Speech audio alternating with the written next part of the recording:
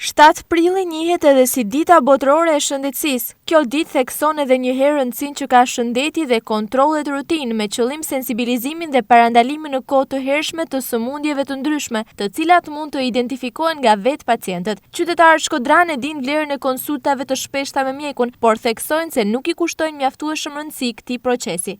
Jo, rrallë. Për shëndetin kujdesem, do me thonë mundohem që dikun tek medium do të thoja, përsa i përket analizave, të cilat për hir të çmimeve nuk është se janë shumë të lira, sepse nuk është se shkojmë fort tek shteti, qoftë përsa i përket vonesave, qoftë përsa i përket mungesës së infrastrukturës, por shkojmë tek privati dhe mundohem që 2 herë në vit, do me thonë, të bëj analiza të përgjithshme.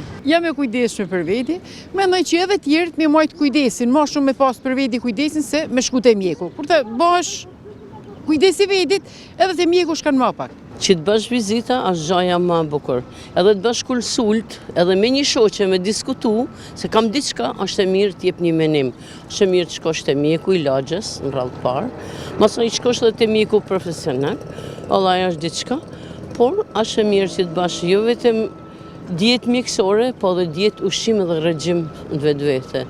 Mjekët apelojnë që kjo ditë të shërbejë si një ndërgjegjësim për t'u drejtuar te mjekët dhe për t'u konsultuar me ta. Jo të gjithë pacientat e kanë normalisht. Disa pacienta vinë edhe marrin informacione në bazë të simptomave që ato kanë, marrin informacion dhe pastaj ne kemi për detyrë që të bëjmë një planifikim tek poliklinika, pra e marrin normalisht falas nga shteti, bëhet planifikimi për simptomat që ato kanë dhe më pas diagnostikohet sëmundja e tyre. Pacientat zakonisht vinë për të bërë kontrolle shëndetësore bazë që është edhe check-upi. Pasi të gjithë janë të ndërgjegjësuar për check-upin dhe edhe në raste kur vinë për nevojat e tyre, ne e kemi për detyrë që t'ja kujtojmë në moshën mbi 35 vjeç deri në moshën 70 vjeç që kanë të drejtë për ta bërë check-upin. Dhe këto pacient vinë, normalisht nga check-upi kemi pasur shumë diagnostikime të sëmundjeve, duke filluar nga diabeti dhe sëmundje të tjera, infeksione urinare, infeksione të tjera të gjakut, dhe për këtë arsye është rritur edhe ndërgjegjësimi i tyre dhe besimi që ata kanë ndaj shëndetit tek qendra shëndetësore.